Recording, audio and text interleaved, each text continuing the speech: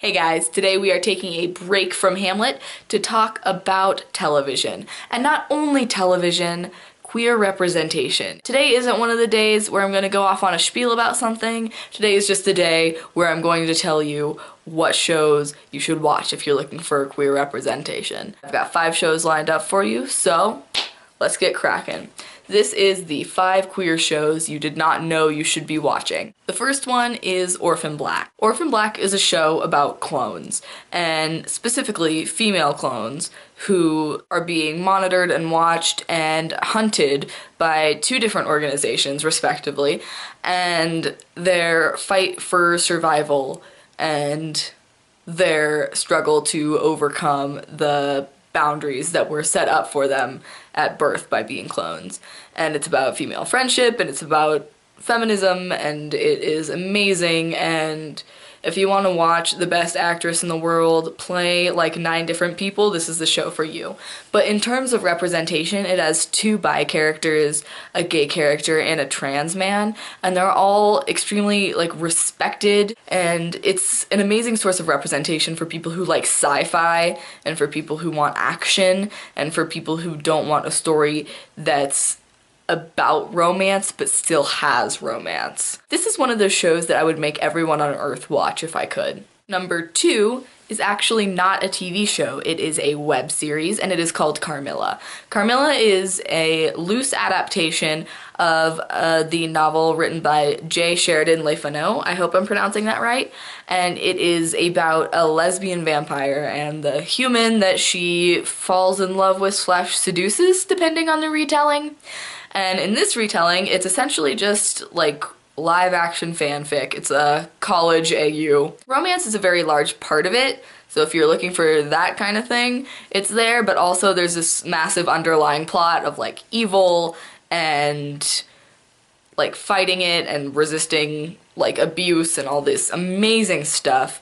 And in terms of queer representation, almost every single character is queer, and most of them are women. There's also non-binary representation, which is great, because a lot of times on TV and in anything outside of the internet, non-binary people don't get a lot of representation, so it's so refreshing that it exists. But aside from the amazing queer representation in the show itself, a huge chunk of the cast and crew is also queer, and so that gives it like, they know what they're doing when they're making the show, and they know what people want to see, and they know how to make a queer romance story that isn't just a cardboard cutout of something hetero, but isn't the typical stupid story that we get fed over and over again about like coming out. Oh, and you can watch it all on YouTube, so that's like definitely an extra plus. The third show on the list is not something a lot of people would go to looking for queer representation, because it is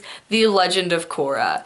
Yes, it is a Nickelodeon show, and yes, it is a cartoon. Legend of Korra takes place in the same universe as Avatar: The Last Airbender, in which there are 4 nations, Earth, Water, Air, and Fire, and people from each nation can control that element, like moving water, moving earth, moving air, moving fire. And there's one person who is the bridge between the spiritual and physical worlds, the Avatar, which can bend all 4. And in this case, that person is a woman of color who is just off the charts amazing. It's a show that's affected a lot of people personally and is very touching and has a lot of amazing like morals. And this is for the people who really like fantasy, and they really like those like other worlds and world building and like all this like fantasy amazing stuff. And yes, it is a sequel show to Avatar: The Last Airbender, but it is on this list and Avatar is not, because Avatar doesn't have any queer characters.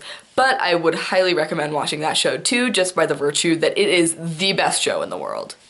But in terms of queer representation, you should definitely go to Korra, because there was a love triangle with a man and 2 women, both women competing for the man, you know the drill. But by the end of the show, the 2 women started dating, and that is important. If you are one of those people that want to see like powerful women and power couples, one half of the couple made out of 2 bisexual women that happens by the end of the show is literally the most physically and spiritually strong people on the earth, the Avatar, you know? And the other one is not a bender, but is the owner of the world's largest corporation, a brilliant engineer, and probably the richest person in this world. So talk about your power couples. Next on the list, number 4 is Buffy. And I know this isn't a new show, and I know we've all seen Buffy, but like, think back. When was the last time you actually watched it? Was it reruns on the couch when you were 10?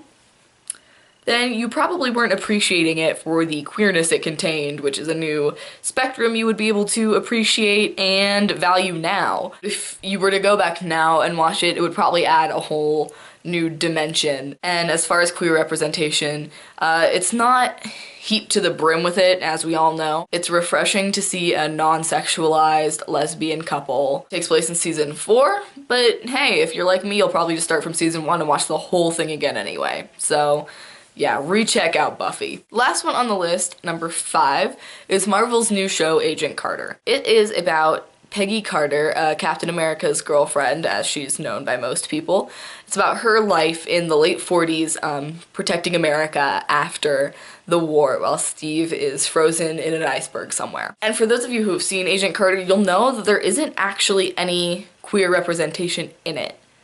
So why am I talking about it in this video that's all about queer representation in TV? Well, the answer is that it defies gender roles in a massive way. And a huge part of the reason that queer representation gets so much backlash and homophobia exists, and a lot of like constraints that hold queer people in, is gender roles and what people expect men and women to do, which is not only destructive to men and women, it's completely destructive to people outside of the gender binary.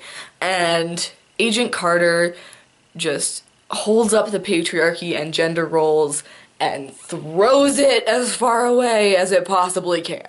So even though there isn't actually any canon queer characters yet, it's very refreshing, especially as a queer woman for me, to just watch a powerful woman, you know, punch men who call her dumb in the face and demand her to do secretary work. It's just nice to watch them get like socked. And of course the characters are dynamic. The cinematography is amazing. The plot, the general plot, is just out of this world. The side characters are all compelling and wonderful. So I would definitely recommend that show to queer women who are looking for shows to watch. Or queer people, queer anyone. There's my list. Thank you for watching. We'll probably get back to Hamlet soon. And tell your friends to subscribe and like this video and comment, because every time someone comments, I get so happy that I literally just don't know what to do with myself, and I eat chocolate because I'm so happy. Thank you guys for watching. Peace out.